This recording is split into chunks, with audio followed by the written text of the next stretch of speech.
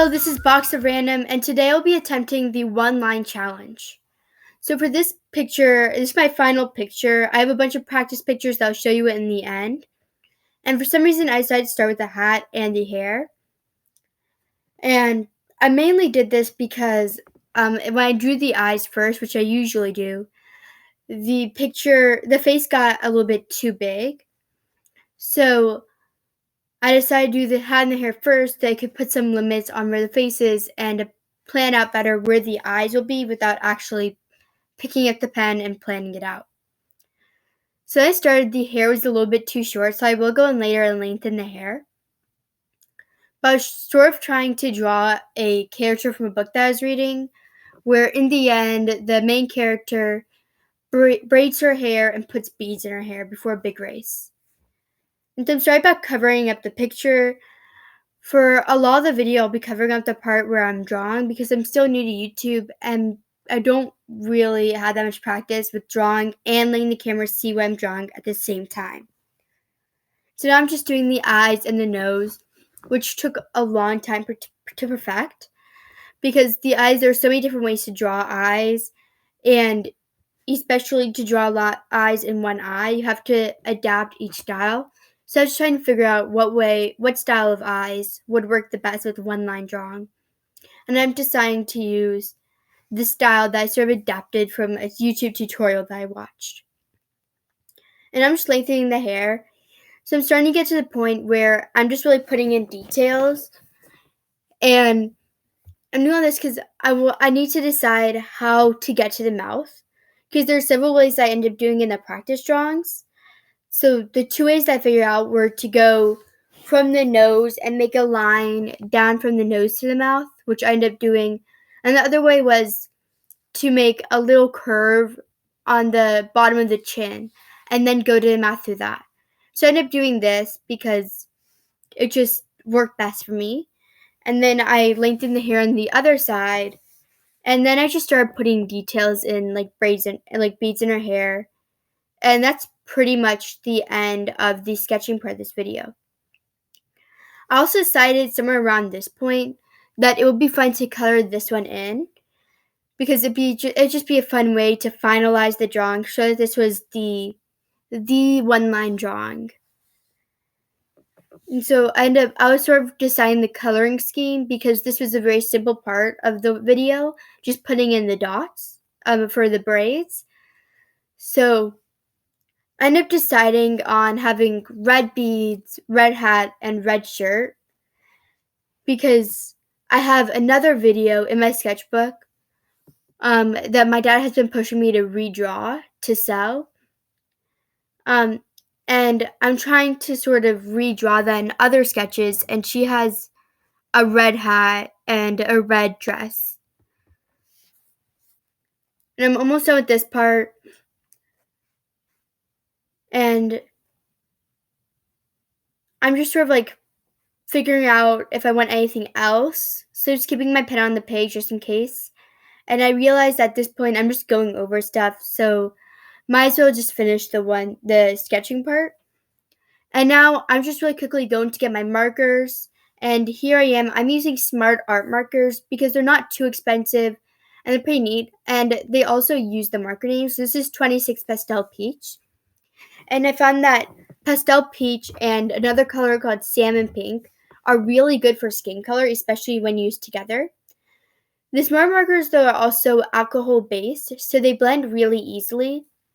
And they have a broad tip and a fine tip, which I really love for details. And I also make flip books, so the fine tip and the broad tip together really help to color in broader spaces and also outline spaces and put in details on the side. And so now I'm just going over the whole face. Sorry for covering the face while I draw. Again, I'm pretty new to YouTube, so I'm just trying to figure this part out.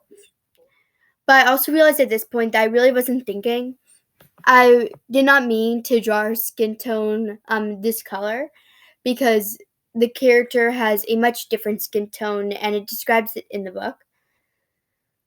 And so now I'm just going along with it. So it's not really the character from the book anymore. And now I'm just coming in with the other details. So this is carmine, which is 11. It's sort of like an off red color, which that I really like. I used it for decided to use it for the lips. And then now it's just going to sort of quicken up. I wasn't really paying so much attention to the details of this picture. It wasn't really that big of a deal to me, the coloring. I just wanted it to be a sort of loose drawing. And also at this point, I realized that I forgot to put a paper towel under the page, which I usually do to prevent bleeding, because this paper is really not that good for markers. So I decided to just let it be and let it bleed through. There was no picture on the other side of this drawing, so it didn't really matter as much. I could just use the other side for sketching instead of a final picture. And then I started on the hair color at this point. So this color is burnt sienna. I found that 3 of my colors, burnt sienna, chocolate, and natural oak, were really good for hair color and eye colors. So I tend to use those a lot. Also, I like drawing hair brown because I happen to have brown hair and brown eyes. And there's just so many different variations of brown hair. And also, a lot of people that I know have brown hair. So there are a bunch of different ways that I tend to draw, and I tend to base it off of people that I know. So, for example, hair color and eye color for most of my videos will usually be brown and brown, and possibly with highlights, although I usually don't do them. For this, I decided because there are a bunch of different strands of hair, I want to accentuate them. I decided to put highlights in so you could see them better. And then I'm just coloring on the bottom of where the beads are. You won't really be, it's really one of those details I just want to do. I'm a bit of a perfectionist, so even if I'm drawing a loose drawing, I tend to put in the tiniest details that you might not usually pick up on.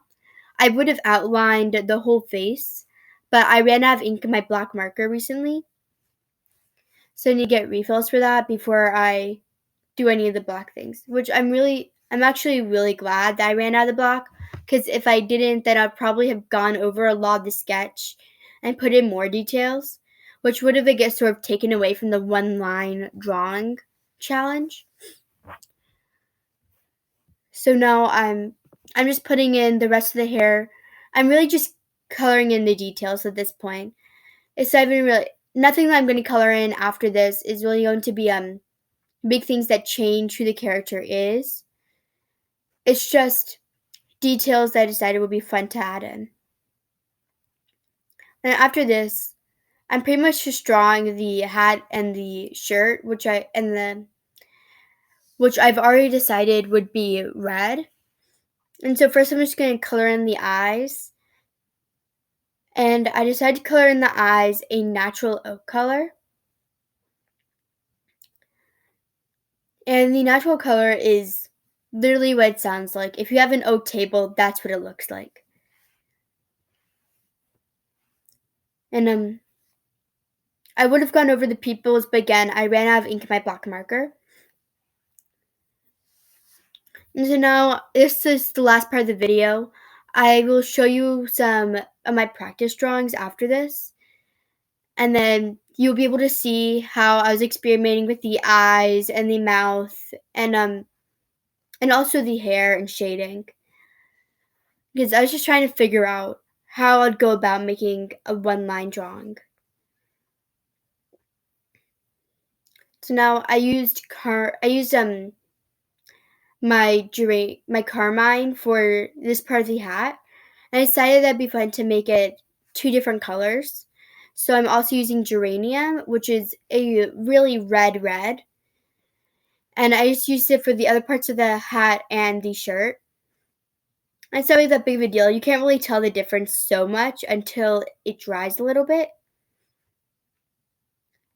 And I noticed with these markers that after a day, the colors tend to change just a little bit. And especially because I have 2 swatch sheets, and I've noticed that when I actually draw, the colors don't look the same as the swatch sheet, which I made a few months ago. So I've noticed that I know the colors will change a little bit. I'm just really worried about how it'll look now, rather than how to look in a few months, which will probably still look fine.